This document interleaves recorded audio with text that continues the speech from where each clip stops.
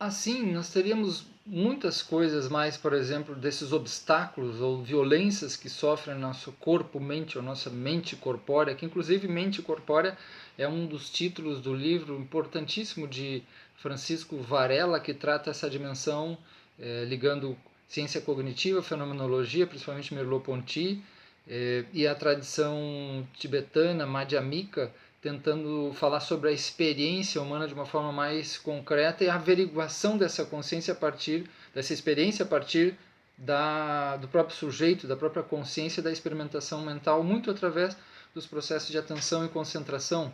Mas vejam as proibições sociais que o nosso corpo enfrenta: não beijar em público, não chorar, não correr, não tolerar animais, não deitar em certos lugares, não usar a grama, não protestar, não fracassar, não angustiar, não entristecer, não alegrar demais, não gozar demais. As alterações biotecnológicas também, que a gente percebe que é uma não aceitação do corpo, da diferença, do que é estranho, né? Uma forma de simulacro, de máscaras daquilo que a gente não é. A gente vive o que a gente pode chamar de uma certa normose aí dentro, que as pessoas se acostumaram a uma descorporificação e a uma perda dessas dimensões relacionais mais profundas do que a gente chama de mente. Né? Há uma série de bloqueios aí que a gente já falou, como a perda das dimensões animais, um tipo de cultura que perde a corporeidade, toda uma forma de neurose também que a gente pode chamar. Acho que a base da neurose vem daí para Freud e para Reich, nitidamente essa perda de dimensões instintuais e de conexões mais da expressividade através da sexualidade, que na verdade é um todo de relação com a vida e é contato. Muitas formas de simulacro, de artificialização, de evasão das coisas reais, de tirar o pé na terra, né, de perder a raiz, uma apatia também diante das coisas, as pasteurizações, a massificação, as formas de alienação, de fetiche e de ideologização das coisas. A gente pode chamar tudo isso de um desenraizamento corpo-mental. Agora, virando o jogo, para onde a gente poderia caminhar? Primeiro, uma compreensão mais profunda de que o corpo ele é uma interface, ele é um entramado de relações. O corpo é o corpo social, uma família é um corpo. Um círculo, eu que trabalho muito com justiça restaurativa, nós montamos os círculos que lidam extremamente bem com conflitos, é um novo corpo que se forma, um corpo afetivo e um corpo de contato, de trocas energéticas mesmo. O corpo é o próprio ambiente nas suas relações. O corpo é o que ele come, o corpo é as suas dimensões emocionais, é os seus sonhos, é os seus desejos, é para onde ele, sua vontade, para onde ele caminha, com quem ele se agrega. Então isso é muito importante. Primeiro, uma compreensão profunda do que é o corpo, que aí vai encontrar naturalmente a ideia de mente, porque não é uma mente isolada. Eu tenho aspectos de mim que são mais próprios da minha individualidade, daquelas coisas que eu sei, mas tem o meu histórico, o meu passado, que já é a minha mente das relações da minha família e tudo mais. E essa mente é montada por outras famílias, outras influências, a partir do ambiente, também da vegetação e dos animais que eu me relaciono, né, com a cultura local, com a geografia, com o clima, com o magnetismo, com tudo que interfere. Isso faz parte do que a gente chama de mente. É muito mais do que uma ideia de inconsciente e consciente. A mente não é uma coisa fácil de definir. Ela trabalha muito a partir de uma doação de sentido, como diz a fenomenologia. Nós damos sentidos para as coisas, né? Tentamos significá-las, ressignificá-las, e há vários aspectos que a gente não conhece, que fogem a isso, que estão como que para além daquilo que a gente considera como mente, principalmente mente racional, mente emocional, mente volitiva, mente no sentido de uma percepção, as várias formas de percepção.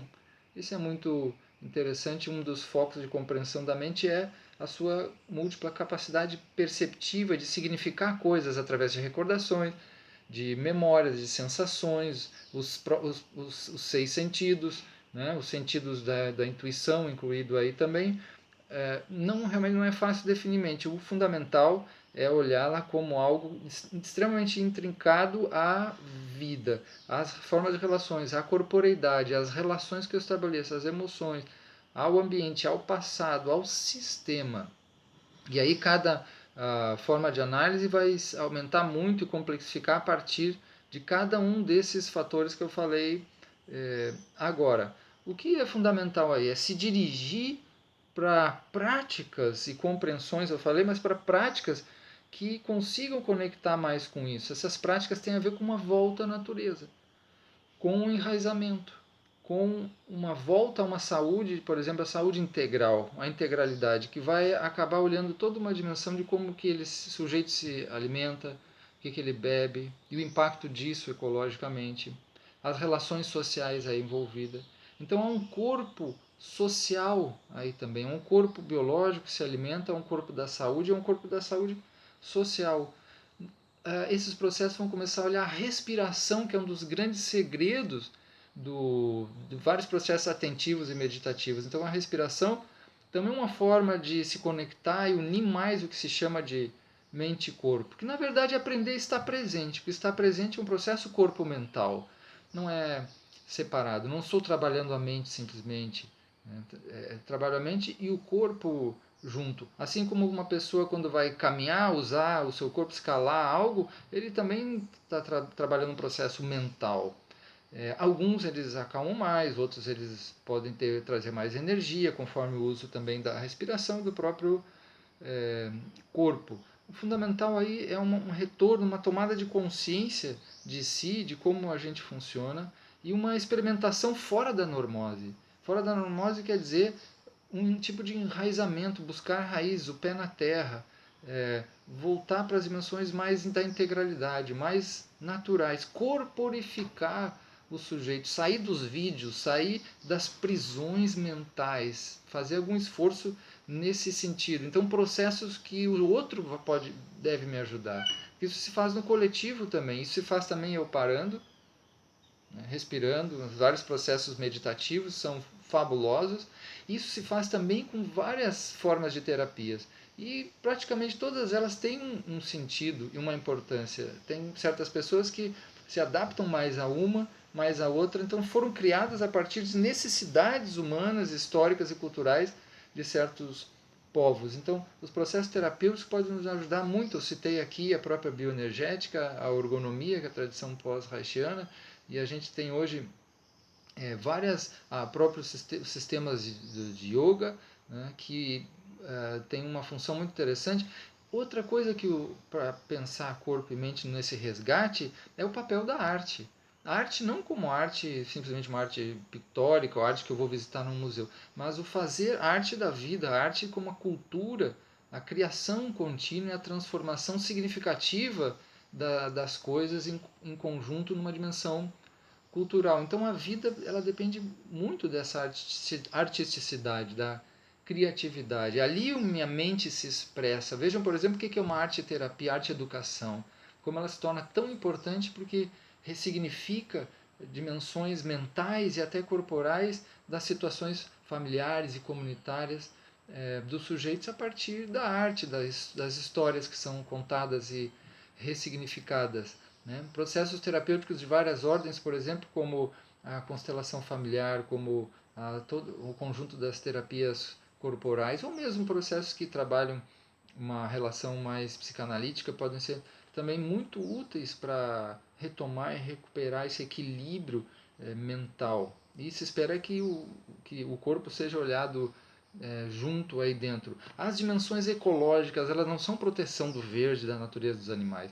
As dimensões ecológicas são um reenraizamento do sujeito.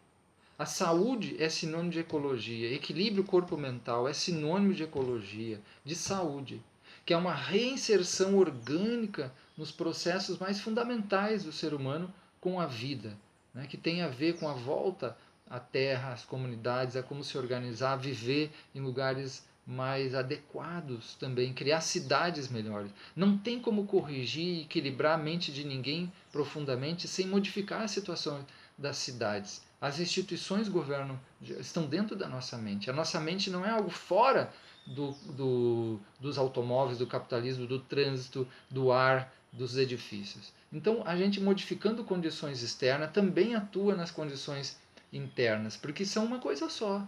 Então não se trata de simplesmente agora aprender a meditar, que isso seja suficiente. Esse é um ponto muito importante, mas é uma parte dessa recuperação.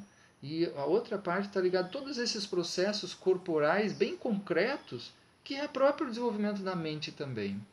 Que a nossa tradição ocidental tem uma dificuldade muito grande porque separa. Agora estou falando de mente, eu vou falar de algo interno, subjetivo, e agora eu vou falar de algo externo como algo que se corrói. Essa é a mesma dicotomia que pode entrar até em visões de quem opera com dimensões transcendentais, meditativas e tudo mais.